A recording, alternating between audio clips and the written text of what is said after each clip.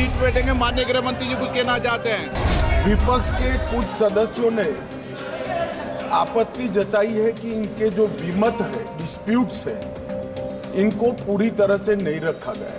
जो जोड़ना है वो जोड़े, इसमें मेरी पार्टी को कोई आपत्ति नहीं। Today's revised list of business in Lok Sabha. Item number 24 जगदीबा पाल। आपकी अनुमति से आज की कार्यसूची में क्रम संख्या 24 पर मेरे नाम के सम्मुख यथा सूचीबद्ध वक्फ संशोधन विधेयक 2024 संबंधी संयुक्त समिति के प्रतिवेदन के हिंदी तथा अंग्रेजी संस्करण सभा पटल पर रखता हूँ। भारत माता की जय।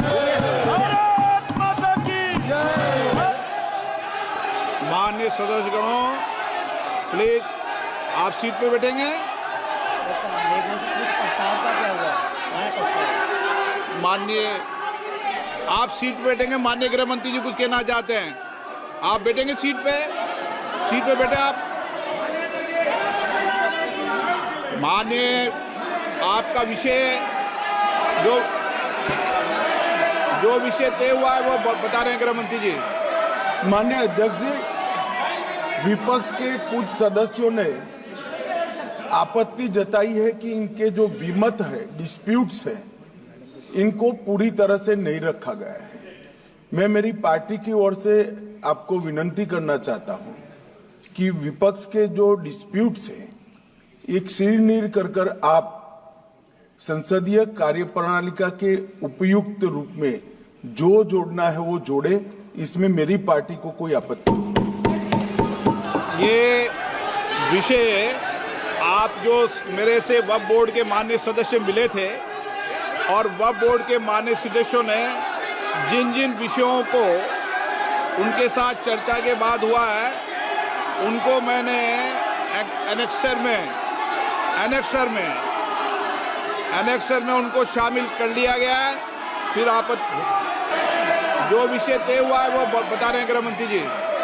माननीय अध्यक्ष जी, विपक्ष के कुछ सदस्यों ने आपत्ति जताई है कि इनके जो विमत है, डिस्प्यूट्स है, इनको पूरी तरह से नहीं रखा गया है।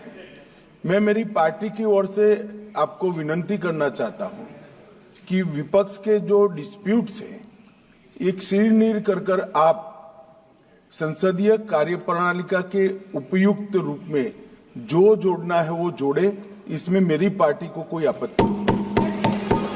ये विषय आप जो मेरे से वक्फ बोर्ड के माननीय सदस्य मिले थे और वक्फ बोर्ड के माननीय सदस्यों ने जिन जिन विषयों को उनके साथ चर्चा के बाद हुआ है, उनको मैंने एनेक्सर में उनको शामिल कर लिया गया है। फिर आप मुझे आपने मौका दिया है बजट पर बात करने का। माननीय निर्मला सीतारमण जी ने जो बजट में कहा है, उसमें प्रथम है कृषि, दूसरा एमएसएमई, तीसरा है निवेश, चौथा एक्सपोर्ट। मैं चूंकि समय आपने बहुत कम दिया है, अभी देखा 10 मिनट था, अब हो गया 6 मिनट, फिर 5 मिनट। मैं अनुरोध करूंगा थोड़ा समय दे दीजिएगा। तो प्रथम इंजन है कृषि। महोदया, कृषि जो है ये 60 करोड़ लोग इससे जुड़े हैं।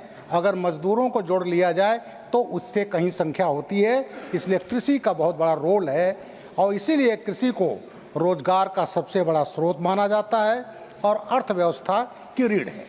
और हमारी जीडीपी में 19% सहयोग होता है कृषि का। कांग्रेस के समय में कृषि पर ध्यान नहीं दिया गया, नेगलेक्ट किया गया, लेकिन जब मोदी जी आए तो 2018 में पहले लागू हुई कृषि सम्मान निधि। इन लोगों ने क्यों नहीं किया? 60 वर्ष तक शासन किया। महोदया, ये 6,000 रुपये की बात नहीं है। इस 6,000 रुपये से इस देश का दलित आदिवासी भूमिहीन होने से बच गया। उसके पास 5 बिस्सा जमीन है, 10 बिस्सा जमीन है, वो कर नहीं पाता था, करता था तो मजदूरी। लोग कहते क्या करेगा इस जमीन को, और उसके बाद आज उस 5 बिस्सा पर उसको 6,000 रुपया मिलता है, जिसको वो पैदा नहीं कर सकता था। हमारे राज्य उत्तर प्रदेश में एक सरकार आई 2004 में, समाजवादी पार्टी की। उन्होंने एक बिल मूव किया और कहा जमीन बेचने में दलित की डीएम की परमिशन की आवश्यकता नहीं होगी। ये परमिशन की जरूरत क्यों है? जिससे दबंग लोग दलितों आदिवासियों की जमीन, पिछड़ों की जमीन खरीद ना लें। उसके बाद उसका इतना विरोध हुआ कि वो बिल समाजवादी पार्टी सरकार पास नहीं कर पाई, अदरवाइज आज वो सब भूमिहीन हो गए होते। तो ये जहां 6,000 रुपया सहायता है, और सबसे बड़ी बात है इस 6,000 रुपये ने सम्मान निधि ने भूमिहीन होने से बचा लिया। सभापति महोदया, इसके बाद कृषि के लिए यूरिया में हम लोग आत्मनिर्भर भाई नामरूप मेला लगा है। हमारे प्रदेश में गोरखपुर में एक फैक्ट्री थी, 68 में लगी, 90 में बंद हो गई। उसको मोदी जी ने दोबारा किया, दोबारा वो आज उत्पादन कर रही है। तो इस तरह से तमाम सुविधाएं दी गई कृषि को, और कृषि के इसमें आज किसान हमारा खुशहाल हो रहा है। महोदया, मोदी जी के प्रयास से 75th जो जनरल असेंबली थी उसने वर्ष 2024 को इंटरनेशनल ईयर ऑफ मिलेट घोषित किया। मिलेट वो फूड है, सावा, कोदो, मड़ुआ, काकुन, ज्वार, बाजरा, ये गरीबों का खाना होता था, आज वो सुपर फूड हो गया है। और सुपर फूड को पैदा करने का सबसे ज़्यादा अरिड एरिया में होता है, जहाँ सिंचाई की साधन नहीं है, कम है, तो आज उनका मिलेट सुपर फूड है और मार्केट में इसकी सबसे बड़ी कीमत है। सभापति महोदय, 38.4% मिलेट हम पैदा करते हैं जो हम एक्सपोर्ट कर रहे हैं। अब कांग्रेस के आता हूँ। कांग्रेस में क्या हुआ था? PL 480 1954 में लाया था, वो लाल गेहूं। महोदय, अभी हमारे ये दीपक प्रकाश जी कह रहे थे झारखंड में गरीबी इतना है लोग कटहल का बीज खाते हैं। आप तो उसी क्षेत्र के रहने वाली हैं। उत्तर प्रदेश में मैं जानता हूं, मैं सभापति सहमति में बताना चाहता हूं, गोबरेला अनाज खाते थे। जो जानवर जब दवाई होती थी बैल खा लेता था, उसके गोबर से जो अनाज निकलता था साबुत, उसको धुल कर लोग खाते थे उत्तर प्रदेश में, मैंने अपनी आंखों से देखा है। तो कांग्रेस के ज़माने में गोबरेला अनाज, साखू के बीज, ये तमाम चीज़ें लोग खाते थे। और ये PL 480 1969 तक जारी रहा। अमेरिका चड्ढी गांठता था अपने हम इंडिपेंडेंट डिसीजन जब कांग्रेस लीन थी, कहते थे तुमको अनाज नहीं देंगे। आज इतना अनाज पैदा हो रहा है, 80 करोड़ से 80 लोगों को हम अनाज दे रहे हैं, एक्सपोर्ट कर रहे हैं। दुनिया के पेट भरने की क्षमता हमारी है। और उस PL 480 की एक सौगात कांग्रेस की अभी बाकी है, और वो सौगात है कांग्रेस ग्रास, पार्थेनियम। पूरे देश में वो उगता है, उससे अस्थमा पैदा होता है, एलर्जी पैदा होता है। तो कांग्रेस का PL 480 की सौगात आज भी बीमारी के रूप में प्रसिद्ध है। ये थी कांग्रेस का जो किसानों का इन्हों किया। दूसरा महोदय, दलहन। दलहन ये प्रोटीन का सबसे मुख्य साधन है ग्रामीण क्षेत्र में, हर क्षेत्र में। इस पर ध्यान नहीं दिया गया। हमारा उत्तर प्रदेश दलहन का सबसे बड़ा उत्पादक है, और अभी योगी जी के सरकार में 37% दलहन का उत्पादन बढ़ा है। मध्य प्रदेश वहां बढ़ा। महोदया 3 मिनट लूंगा मैं। और ये हाल है कि आज हमारा बुंदेलखंड सबसे ज्यादा दाल का कटोरा हम कहेंगे, सिंचाई का साधन नहीं था।